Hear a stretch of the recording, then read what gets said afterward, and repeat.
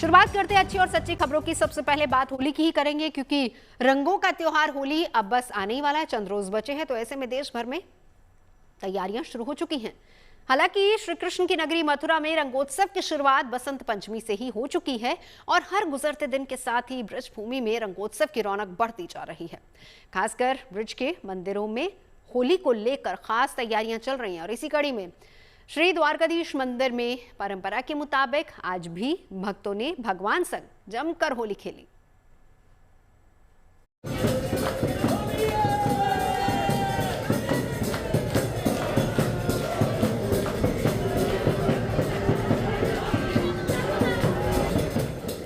होली के गीत हैं और हवा में उड़ता गुलाल। ये है विश्व प्रसिद्ध श्री द्वारकाधीश का दरबार, जहां भक्त भगवान संग होली खेलकर निहाल हो गए हैं।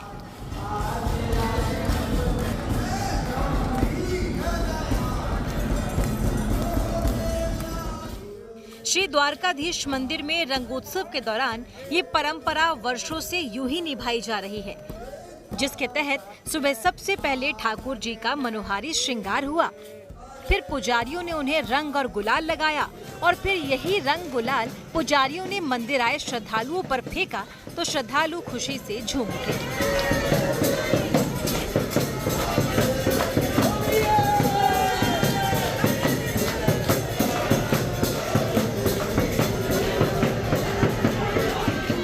जहाँ रसिया गायन के दौरान उड़ाया जाने वाला गुलाल केवल रंग नहीं, बल्कि ये ठाकुर जी का प्रसाद माना जाता है।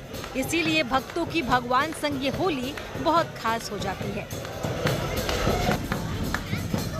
जो आनंद है ना, वो अपने आप में अद्भुत और अनोखा है। क्या क्या क्या नाम है आपका? दिशा।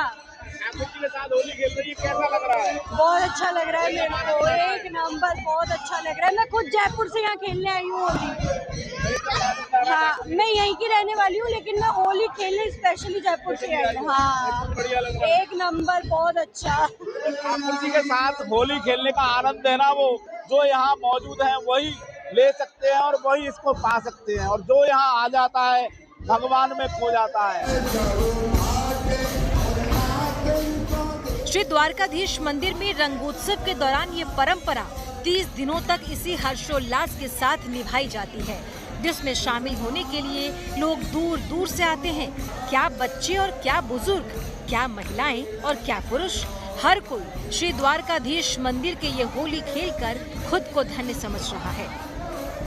बिल्कुल हमारा सौभाग्य था कि हम इस अवसर पे आए और हमने ये आनंद प्राप्त किया। पहली बार आए हैं, पहले भी कभी होली खेली है? नहीं, हम पहले भी खेल चुके हैं। हम यहाँ पे ट्रेजरी ऑफिसर रहे हैं 35 साल पहले, और इस बार काफी विलम्ब हो गया आने में, लेकिन आए, बहुत अच्छा लगा। भगवान के साथ होली खेलने आई हैं आप, कैसा लग रहा है? हम तो इतनी दूर से वहीं से सोच के आए थे चित्तौड़ से कि ठाकुर जी की होली खेले बिना तो लौटेंगे ही नहीं, और ऐसा आनंद आ रहा है कि क्या बतावे भैया, बहुत मजा ही आ गया। कैसा लग रहा है? बहुत अच्छा लग रहा है, बहुत आनंद आ रहा है, बहुत बहुत आनंद आ रहा है।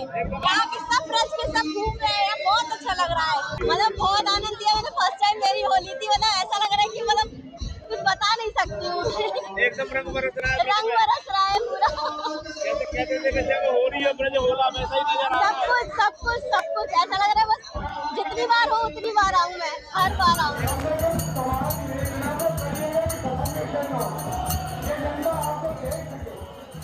ब्रज के मंदिरों में होली को लेकर ये उत्साह और उमंग 24 फरवरी से और बढ़ने वाला है। 24 फरवरी को बरसाना के राधा रानी मंदिर में लड्डू होली खेली जाएगी, फिर 25 को बरसाना में ही लठमार होली खेली जाएगी। इसके बाद 26 फरवरी को नंदगांव में लठमार होली खेली जाएगी। वहीं 27 फरवरी को श्री कृष्ण के जन्म स्थान पर होली खेली जाएगी, जबकि 28 फरवरी को भगवान श्री कृष्ण के गांव गोकुल में होली खेली जाएगी और 1 मार्च को भगवान बांके बिहारी के मंदिर में होली खेली जाएगी। ऐसे में इन तमाम आयोजनों को सफल बनाने के लिए मथुरा प्रशासन इन दिनों जोर शोर से तैयारियों में जुटा है।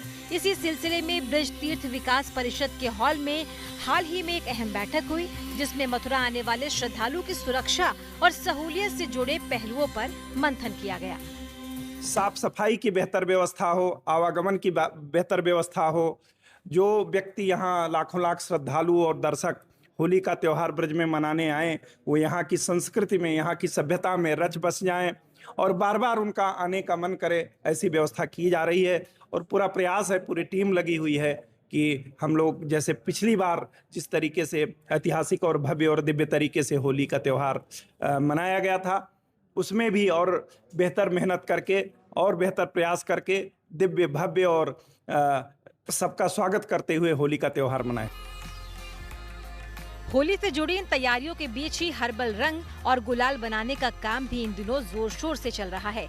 मथुरा की इस फैक्ट्री में अरारोट और इत्र से सुगंधित गुलाल तैयार किया जा रहा है, जो त्वचा और आंखों को कोई नुकसान नहीं पहुंचाता है और बाजार में इसकी कीमत 55 किलो रखी गई है।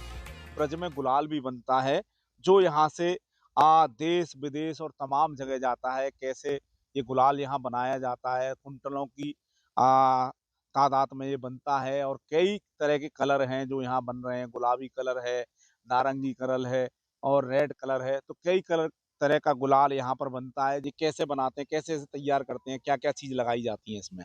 मैं बताया ना आपको, इसमें अरारोट लगाते हैं और इसमें खाने के रंग जो आते हैं हर्बल कलर वो लगाते हैं और खुशबू के लिए सेंट वेंट लगाते हैं, तो बस तैयार हो जाता है। उधर सहारनपुर में भी गाय के गोबर से गुलाल बनाया जा रहा है।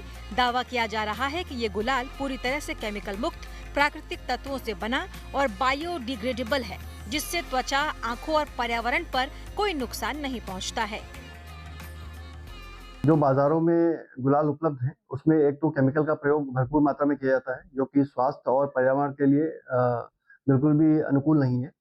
हमारा गुलाल प्राकृतिक तत्वों से बना है, जिसमें अरारोट और फलों के और सब्जियों के रस का प्रयोग और इत्र का प्रयोग हमने किया है। तो एक तो ये हर्बल है, हमारे प्रकृति के लिए और हमारे वातावरण के लिए बिल्कुल अनुकूल है।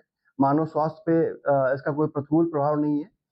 और ये दूसरे जो बाजार में गुलाल उपलब्ध है उनकी अपेक्षा ये काफी किफायती और सस्ता है। बीते कुछ सालों में होली के दौरान इको फ्रेंडली रंग और गुलाल की डिमांड तेजी से बढ़ी है। इसी को देखते हुए ये तैयारी की जा रही है ताकि रंगों का यह त्योहार किसी के लिए परेशानी का सबब न बने। मथुरा से मदन गोपाल शर्मा और सहारनपुर से Rahul Kumar, good news today.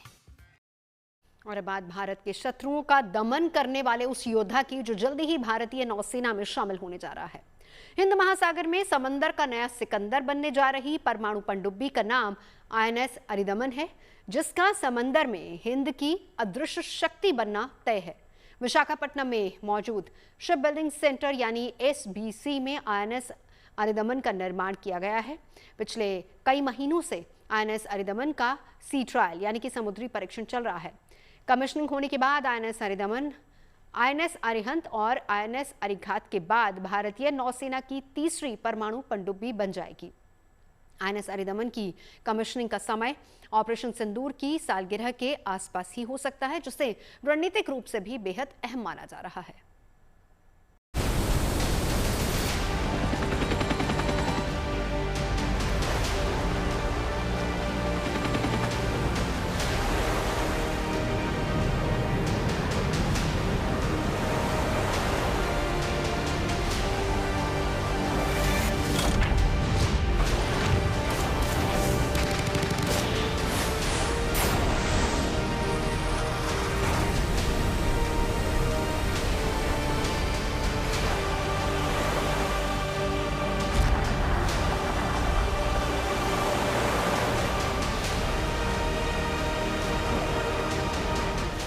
समंदर की गहराइयों में सुरक्षा की सबसे बड़ी गारंटी होती है सबमरीन। गहरे पानी में उसकी मौजूदगी से दुश्मन की सारी रणनीतियां धरी की धरी रह जाती हैं।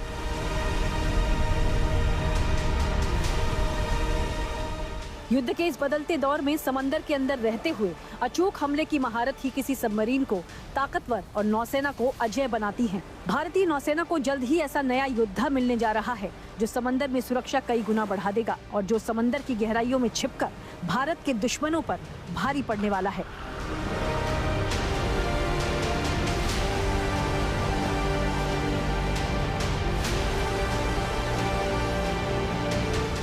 समुद्री सीमाओं की रक्षा और समुद्री हितों की सुरक्षा के लिए भारतीय नौसेना हर मोर्चे पर खुद को मजबूत करने पर जुटी है।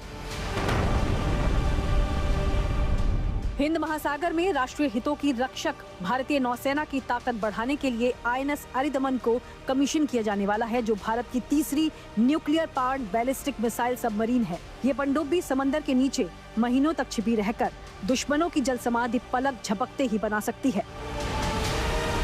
भारत किसी भी तरह का न्यूक्लियर ब्लैकमेल नहीं सहेगा और ऑपरेशन सिंदूर के दौरान ये संदेश भारत ने साफ दे दिया।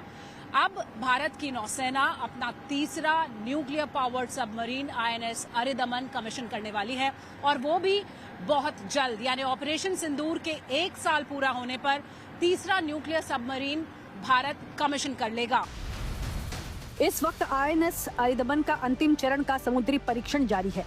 ऑपरेशन सिंदूर के 1 साल पूरा होने के अवसर पर इसे नौसेना के बेड़े में शामिल किए जाने की उम्मीद है। आईएनएस अरिदमन अरिहंत क्लास की तीसरी पनडुब्बी है।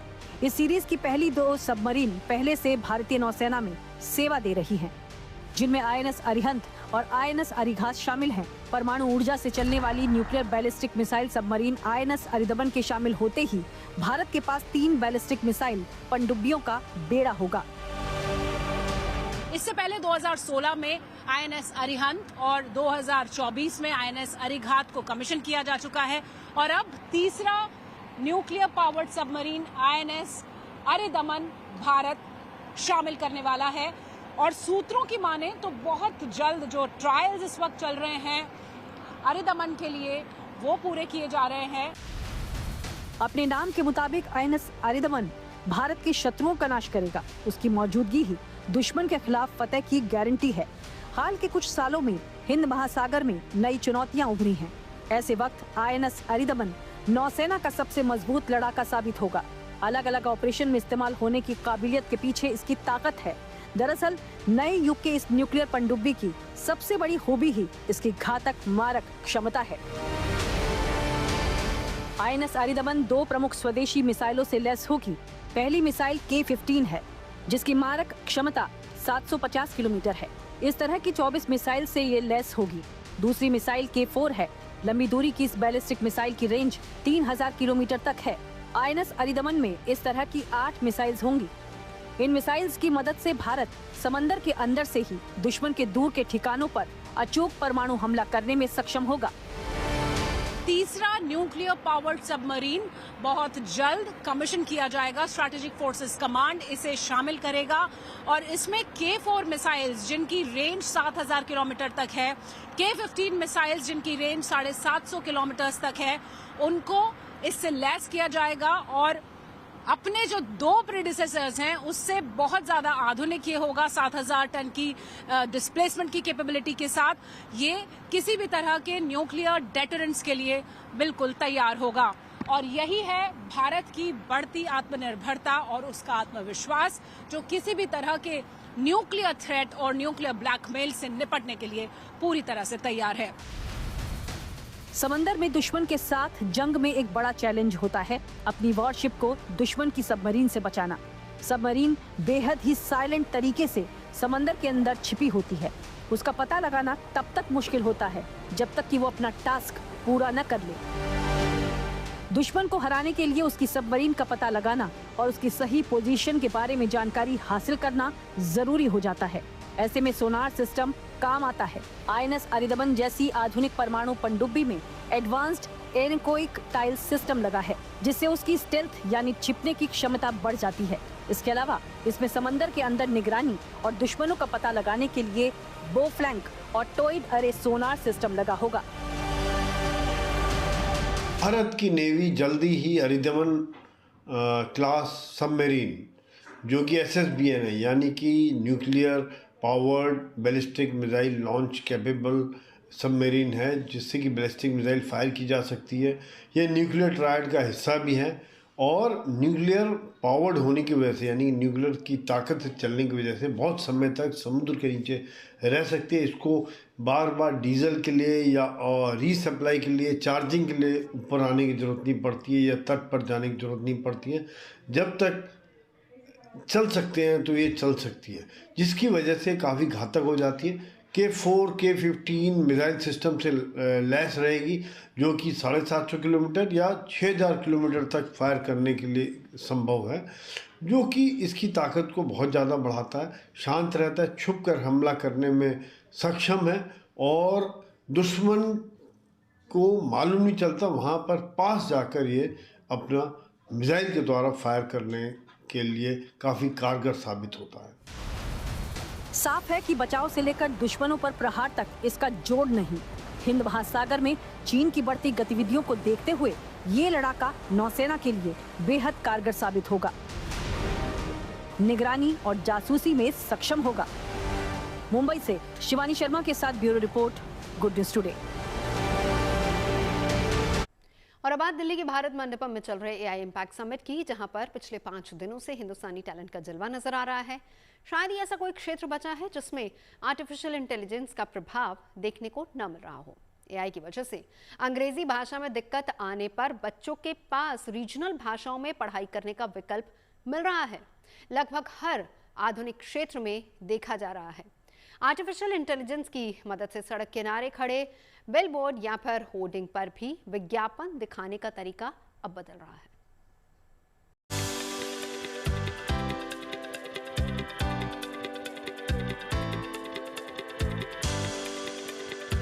पिछले 5 दिनों में लोगों को ये तो समझ में आ ही गया होगा कि आर्टिफिशियल इंटेलिजेंस की दुनिया कितनी बड़ी है।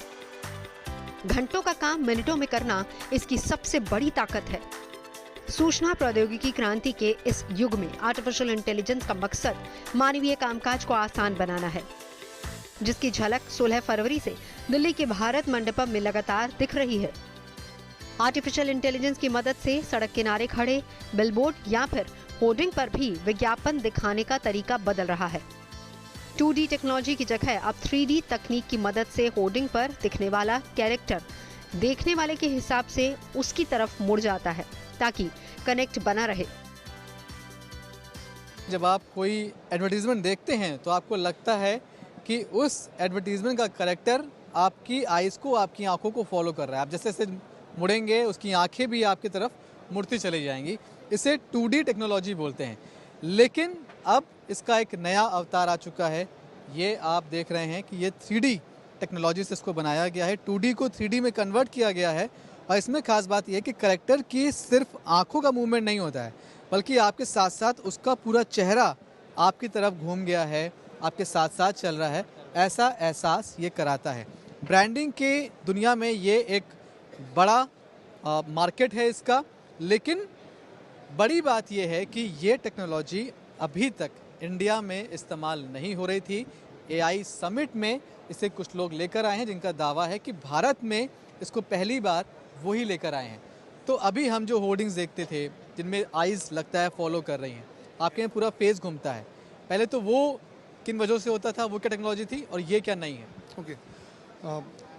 वो टेक्नोलॉजी जो थी वो या तो आपकी सेंसरी मूवमेंट सेंसर करती थी या आई ट्रैकिंग करती थी। ये टेक्नोलॉजी ना आई सेंस कर रही है ना कुछ, ये purely on the basis of physics है। इस टेक्नोलॉजी में हमने जो हार्डवेयर बनाया है, इसके जो वेरियस कंपोनेंट्स हैं वो हमने अलग अलग जगह से सोर्स किए हैं और उसको हमने अपने हिसाब से एक प्रिसाइज एंगल पर फिक्स किया है। तो एक कस्टमाइज़ किया हुआ है। हार्डवेयर भी हमारा, सॉफ्टवेयर भी हमारा बनाया हुआ है। सॉफ्टवेयर क्या करता है कि with the use of AI 2D को 3D में कन्वर्ट कर दिया जाता है। सिंस एआई यूज़ हो रहा है तो even 100 people are standing in 70 degree. 70 degree is the key. तो जितने भी लोग 70 डिग्री के अंदर खड़े होंगे उन सबको ये इल्यूजन होगा, बेसिकली ये इल्यूजन होगा कि ये पिक्चर या फोटो हमें दिख रही है। एक से अगर ज़्यादा लोग मौजूद हैं, या फिर 100 लोग भी हैं, तो सबको एक ही फीलिंग आएगी कि मेरे साथ साथ उसका फेस मूव कर रहा है। सेंटर से 70 डिग्री के अंदर जितने भी लोग खड़े होंगे उन सभी को ये फील होगा कि ये स्क्रीन या ये पिक्चर मुझे ही देख रही है और ये पूरा का पूरा मूवमेंट होगा, ना कि ओनली आइज मूवमेंट होगा। कंपटीशन की इस दुनिया में अब भाषा बच्चों की पढ़ाई में बाधा नहीं बनेगी। अपनी मूल भाषा में भी वो अपने कोर्स से जुड़ी पढ़ाई कर पाएंगे, ताकि अंग्रेजी बोलने वाले छात्रों की तुलना में भाषा की वजह से वो पिछड़ न जाएं। बच्चे अपने स्कूल में अपने सिलेबस की पढ़ाई तो करते ही हैं, लेकिन कई बार बच्चे जिस जगह से आते हैं, जैसे कई बार दिल्ली में कोई बच्चा है, वो बिहार का रहने वाला है, कोई यूपी का रहने वाला है, उसकी लोकल लैंग्वेज कुछ और होती है। कई बार अपनी लैंग्वेज बैरियर के चलते वो क्लास में सब चीज़ें अच्छे से समझ नहीं पाता। इसका एक सोल्यूशन टेक महिंद्रा लेकर आई है और उन्होंने एक पूरा ऐसा सिस्टम तैयार किया है जहां पर बच्चा अपने सिलेबस के बारे में पढ़ सकता है अपनी लोकल लैंग्वेज में। आप अगर अर्बन सेक्टर में देखते हैं जहाँ हम बैठे हैं तो हमारे बच्चों के पास कम्युनिकेशन भी है और अंग्रेजी भी बोल लेते हैं, लेकिन अगर आप गांव में जाइए, टियर 2 टियर 3 में जाइए, वहाँ पे अभी भी ये प्रॉब्लम प्रेवलेंट है। दो प्रॉब्लम है, एक तो टीचर की क्वांटिटी, कितने टीचर्स आपके पास अवेलेबल है जो आपको पढ़ा सकते हैं। दूसरा, बच्चे जो पढ़ के जाते हैं, हमारा जेनेटिक डिस्पोजिशन होता है अंग्रेजी में सोचना, लेकिन जब आप टियर 2 टियर 3 भारत से मिलेंगे तो वहाँ पे उनका दिमाग पहले अपनी भाषा में चलता है, उसके बाद कुछ और। तो हमने यहाँ पे पकड़ा है, हमने ज़्यादा चीज़ नहीं पकड़ी, हमने बहुत छोटा पकड़ा है, लेकिन वो कामगार होना चाहिए। और वो कामगार कैसे होना चाहिए कि अगर आप विज्ञान में जाएँ, फिज़िक्स ग्रेड 6 ग्रेड 12 तक, क्या बच्चा अगर जानता, उसके ऊपर कोई सवाल पूछता है तो क्या उसको क्वेश्चन का आंसर मिल सकता है? मतलब अलग अलग सब्जेक्ट्स हैं और फिजिक्स है सिर्फ, और ग्रेड 6 से ग्रेड 12 तक हिंदी और उसकी डायलेक्ट में बच्चा कैसे पढ़ सकता है फिजिक्स को, ये हमने बनाया है। अगर आप देखेंगे तो यहाँ पे बल का प्रभाव क्या होता है, यहाँ बल का प्रभाव हिंदी में आपको दिखाया जा रहा है कि किस तरह से, और यहाँ पे F=ma जो फोर्स का न्यूटन का मैकेनिज्म है वो भी यहाँ पे आपको दिखा सकते हैं। दूसरा, यहाँ पे आप देखेंगे क्वेश्चन जो है, नहीं, वशीकरण के होइत अच्छी, वाष्पीकरण, अब ये जो है ये भोजपुरी भाषा है, यहाँ इससे मैथिली जुड़ी हुई है। आर्टिफिशियल इंटेलिजेंस के इस दौर में चैटबॉट की जगह वॉइस बॉट ले रहा है। एआई आधारित सॉफ्टवेयर अब इंसानी आवाज को समझकर बोलचाल की भाषा में जवाब दे रहा है। रियल टाइम में ग्राहकों की समस्याओं का समाधान कर रहा है। 24/7 काम करने की क्षमता रखने वाले सॉफ्टवेयर बिना किसी इंसानी दखल के ग्राहकों को बेहतर अनुभव करवा सकते हैं। 3-4 मिनट के अंदर वॉइस बॉट बन जाना अब कोई बड़ी बात नहीं है। आर्टिफिशियल इंटेलिजेंस फैक्ट्री और मैन्युफैक्चरिंग क्षेत्र में क्रांतिकारी बदलाव ला रहा है, जिससे काम न केवल आसान बल्कि पहले से कहीं अधिक सटीक और सुरक्षित हो गया है। खासकर एआई आधारित मशीनें और लेबर अब एक साथ काम कर सकती हैं, ताकि कम ऊर्जा में ज्यादा बेहतर काम हो सके। मशीनों से बड़ी कंपनियों में काम होना ये अब नई बात नहीं है।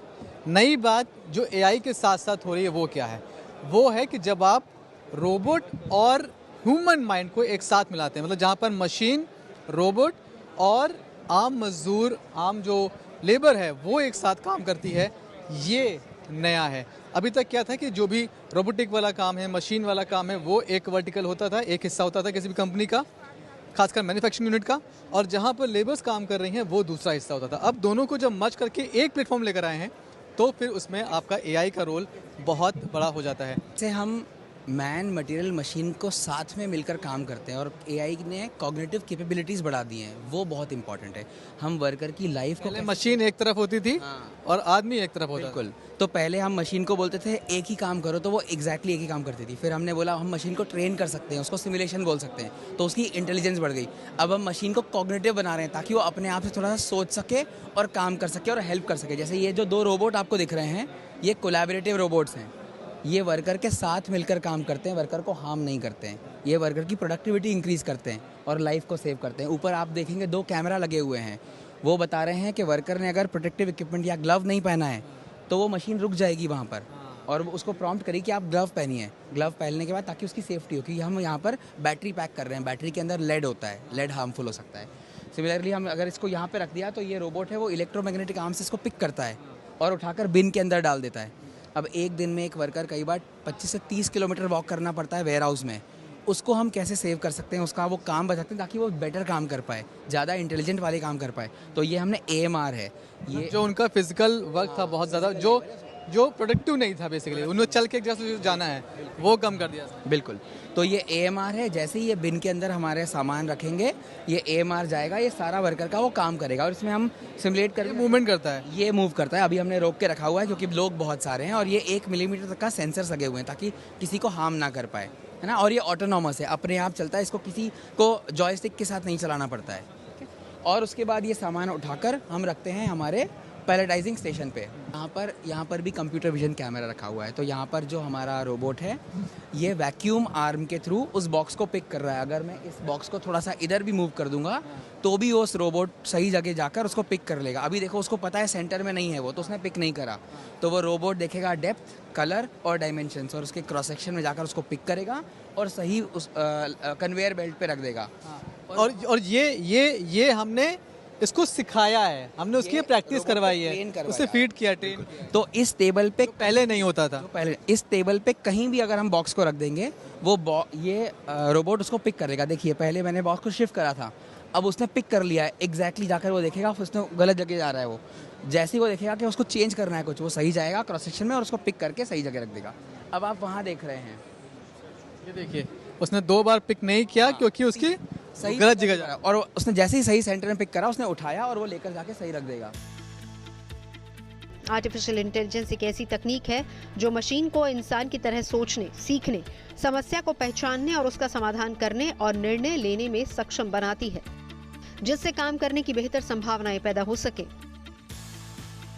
ये बात ठीक है कि एआई के आने से सबसे बड़ा फायदा टेक कंपनीज को होगा, सॉफ्टवेयर बनाने वाली कंपनीज का होगा। लेकिन एक्सपर्ट इसके अलावा एक और नज़रिया रखते हैं।